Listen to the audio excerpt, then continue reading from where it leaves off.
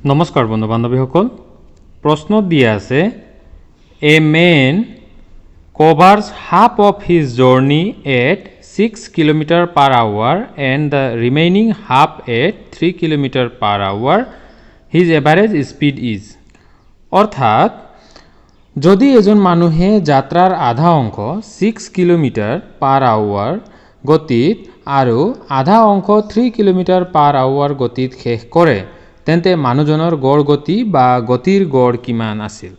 ধৰা হল মানুহজনৰ প্ৰথম আধা গতি x মানে মানুহজনৰ প্ৰথম আধা গতি x আৰু দ্বিতীয় আধা গতি হল আধা গতি মানে যেটো নেক্সট আধা গতি হল y আমি ধৰি ললো প্ৰথম আধা গতি x আৰু দ্বিতীয় আধা গতি y বন্ধু বান্ধৱীসকল এইখিনিতে মন কৰিব যদি প্ৰথম আধা গতি x হয় তেন্তে x ইকুৱেল আমি কি লিখিব পাৰিম x ইকুৱেল আমি লিখিব পাৰিম 6 km/h হয়নে প্ৰথম আধা গতি কিমান দিয়া আছে প্ৰথম স্পিড কিমান দিয়া আছে 6 km/h তো প্ৰথম আমি যদি x ধৰো গতিকে x ইকুৱেল আমি 6 km/h লিখিব পাৰো নেক্সট আধা গতি যদি আমি y ধৰো তেন্তে y ইকুৱেল আমি কি লিখিব পাৰো 3 km/h এইখিনিতে মন কৰিব এই প্ৰশ্নটোত দূৰত্ব একে দিয়া আছে কিন্তু গতি বেলেগ বেলেগ দিয়া আছে ইয়াত প্ৰথম আধা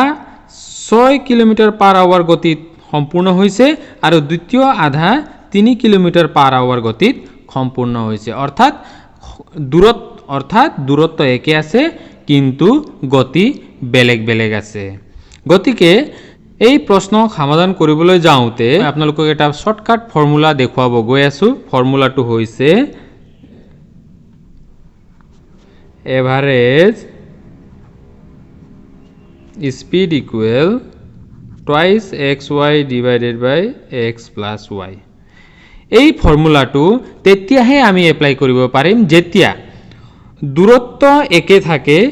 আৰু গতি বেলেগ বেলেগ থাকে মনত ৰাখিব যেতিয়া দূৰত্ব একে থাকে আৰু গতি বেলেগ বেলেগ থাকে তেতিয়া আমি এভাৰেজ স্পিড উলাবলগীয়া হলে এই ফৰ্মুলা আমি ব্যৱহাৰ কৰিব লাগিব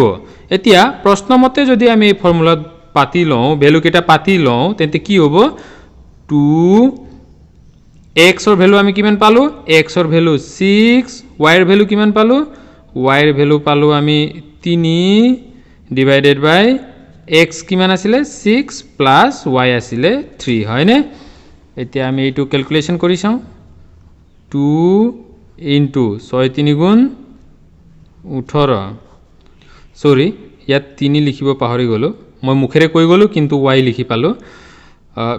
6 3 গুণ 18 এতিয়া 6 প্লাস 3 কিমান হ'ব 9 হয়নে নেক্সট 2 18 কিমান 36 divided by 9 9 रे 36 যদি ডিভাইড কৰো কেইবাৰ যাব 9 4 গুণ 37 হয়নে 4 গতিকে ইয়াৰ উত্তৰ হ'ব 4 km/h এভাৰেজ স্পিড হ'ব 4 km/h আমাক প্ৰশ্নত বিচাৰিছিলে তে এভাৰেজ স্পিড কিমান হ'ব বুলি কৈছিলে আমাৰ এভাৰেজ স্পিড হ'ব 4 km/h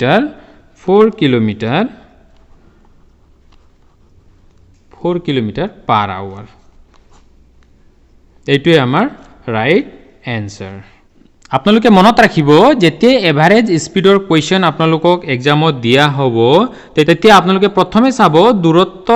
আৰু গতি একে আছে নে নাই যদি দূৰত্ব একে আছে কিন্তু গতি বেলেগ বেলেগ আছে তেতিয়া আপোনালোকে এই ফৰ্মুলা ব্যৱহাৰ কৰি অতি কম সময়তে সঠিকভাৱে উত্তৰ নিৰ্ণয় কৰিব পাৰিব